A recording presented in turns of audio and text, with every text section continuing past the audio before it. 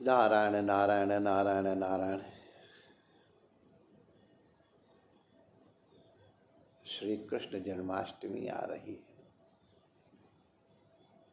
और हम लाला के दर्शन के लिए आतुर हैं। नंदोत्सव मनाने के लिए हम चल रहे हैं। ये जन्माष्टमी कब आती है?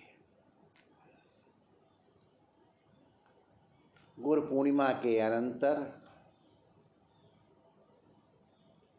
श्रावण मास आता है और श्रावण मास के अनंतर भाद्रपद मास आता है। तात्पर्य क्या है? गुरु उपसक्ति पूर्वक जब गुरुमुख से शास्त्र श्रवण किए जाते हैं, आप्त वाक्य श्रवण किए जाते हैं, तब हमारा दर्शन भद्र हो जाता है। श्रवण के अनंतर भद्र दर्शन होता है। भद्रम कर्णे भी शृणुयाम देव, भद्रम पश्येम। हम कान से भद्र सुने, हम आंखों से भद्र देखें। इसका भद्र दर्शन का तात्पर्य क्या है?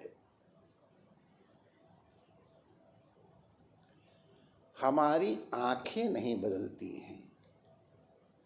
गुरु वाक्य श्रवण करने के बाद हमारी दृष्टि बदलती है।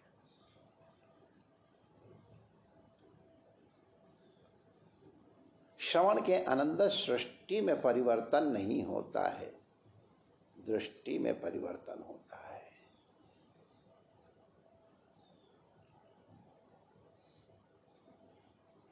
अर्जुन भगवान श्री कृष्ण के साथ बहुत प्रेम करता है।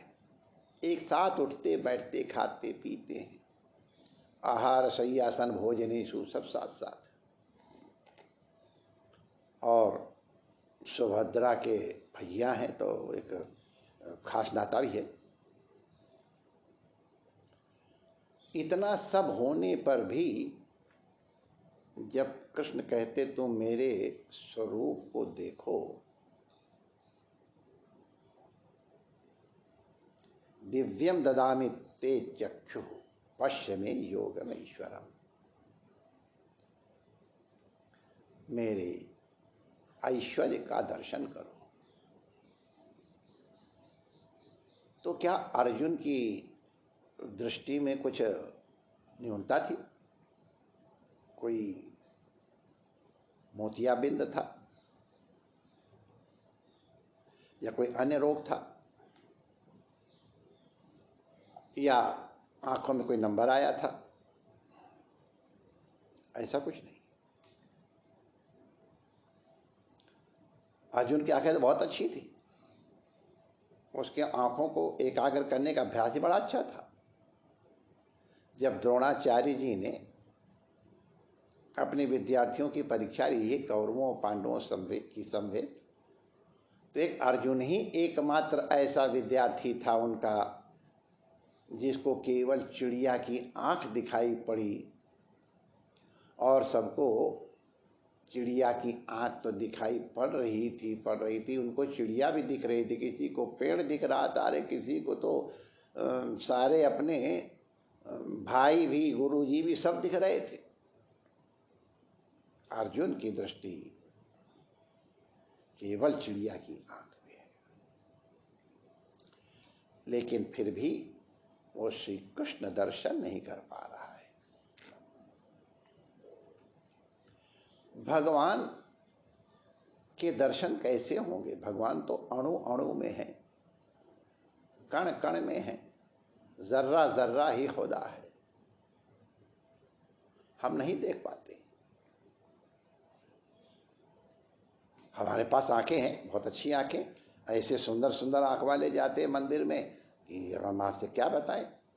लेकिन वो मूर्ति देख के, श्रृंगार देख के चले जाते हैं। ठाकुर जी के अरे बड़ा सुंदर मूर्ति है, बड़ा सुंदर श्रृंगार है, बड़ा बढ़िया मंदिर, अरे इतना बड़ा मंदिर। तो मंदिर देखते रह जाते हैं, श्रृंगार देखते रह जाते, मूर्ति देखते रह जाते हैं, ठाकुर जी के दर्शन नहीं कर पाते।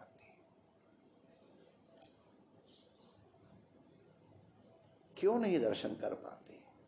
क्योंकि दृष्टि नहीं है। ये दृष्टि गुरु कृपा से प्राप्त होती है, शास्त्रों के श्रवण करने से प्राप्त होती है। दृश्यते त्वग्रया बुद्ध्या।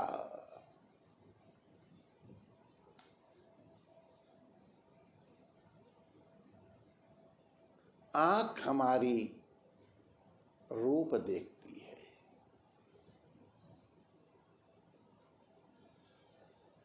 दृष्टि हमारी स्वरूप देखती है। रूप बाह्य है, स्वरूप आभ्यंतर है। रूप से राग उत्पन्न होता है, स्वरूप से अनुराग उत्पन्न होता है। रूप बंधन में डालने वाला है, स्वरूप बंधन से मोक्ष प्रदान करने वाला है। रूप परिवर्तनशील है, स्वरूप अपरिवर्तनीय है। स्वरूप शाश्वत है। स्वरूप दर्शन श्रवण के अनंतर ही होता है, गुरु कृपा से ही होता है।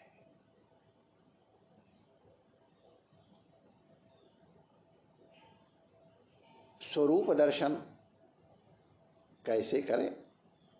देखो, हम लोग एक जन्माष्टमी पे दृष्टि कर लें, फिर और भी विचार करेंगे। भगवान भाद्रपद की अष्टमी को रात्रि में प्रकट हुए हैं। रात्रि में क्यों प्रकट हुए? क्योंकि भगवान चंद्रवंश में प्रकट हुए हैं। श्री कृष्ण चंद्रवंश में प्रकट हुए। भगवान माने भगवान श्री कृष्ण। हमारे भगवान राम सूर्यवंश में प्रकट हुए, इसलिए दिन में प्रकट हुए।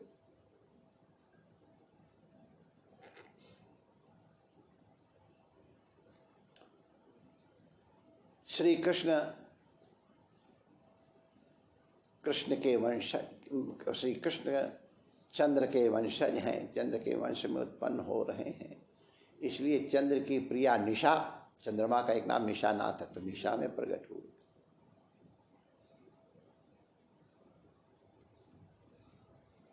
भगवान राम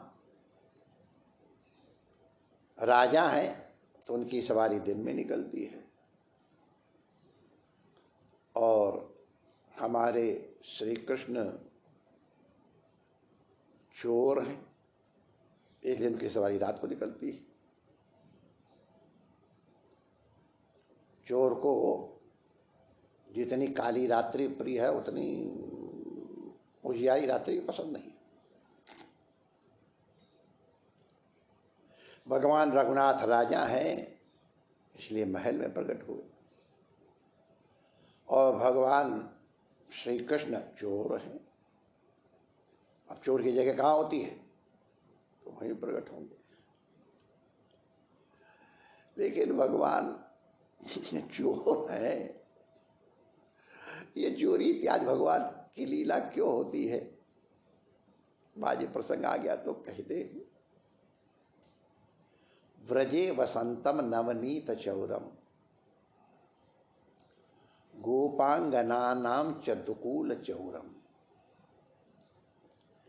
अनेक जन्मार्जित पाप चौरम चौराग्रगण्यम मनसा स्मरामि। भगवान का वर्णन कर रहे हैं कविवर। ब्रजे वसंतम, ब्रज में वसने वाले रहते हुए,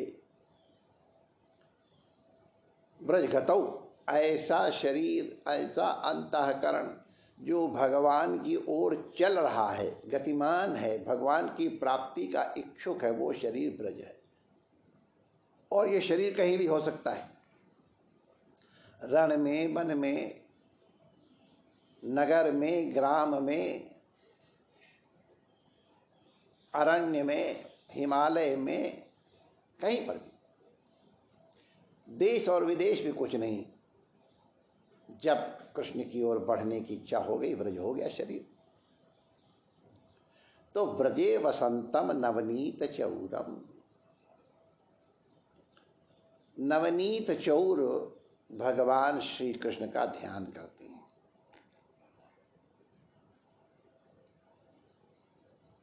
हमारे संत नवनीत के और भी बहुत से अर्थ लगाते हैं, उनकी चर्चा यथाकाल करेंगे।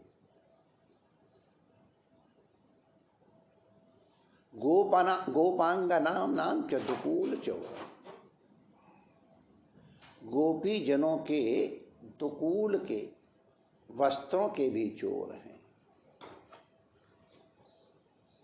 हमारे बड़े मूर्धन्य नैयायिक लोग भी इस दुकूल चोर का ध्यान करते हैं।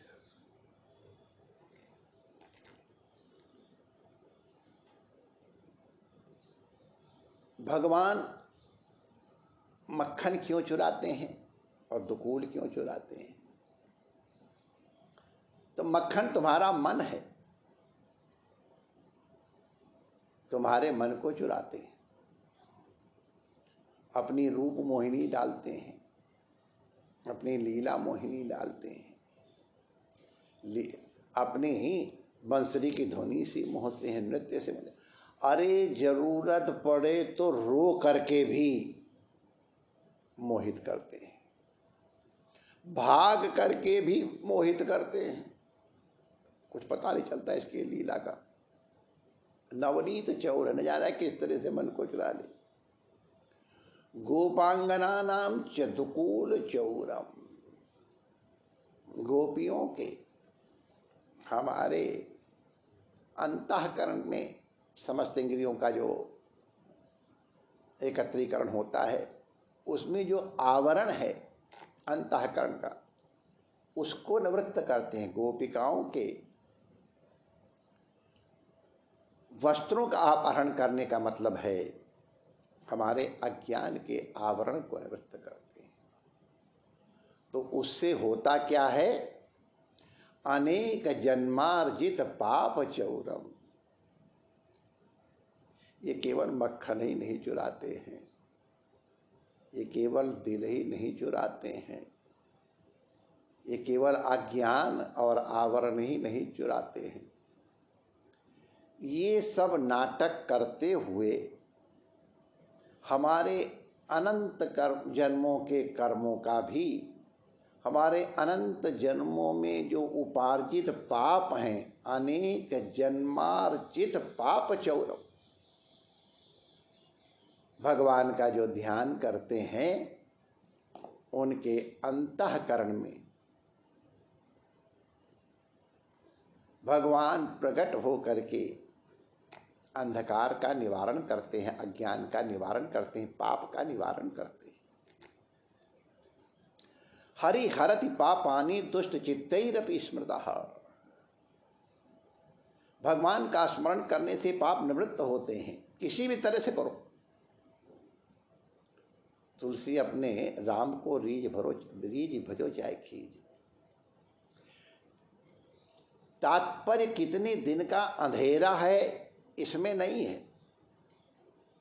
तुम्हारे अंतःकरण में प्रकाश उत्पन्न हुआ है इसमें है। चाहे 10 दिन का अंधेरा हो, चाहे 10 क्षण का हो, चाहे 10 कल्पों का अंधेरा क्यों न हो, माचिस की एक तीली जलाते ही एक क्षण में प्रकाश हो जाता है। अंधकार कितना प्राचीन है वो मुख्य नहीं है, प्रकाश का होना मुख्य है। तो अनेक जन्मार्जित पाप चौर। जहाँ राम है वहाँ काम नहीं है।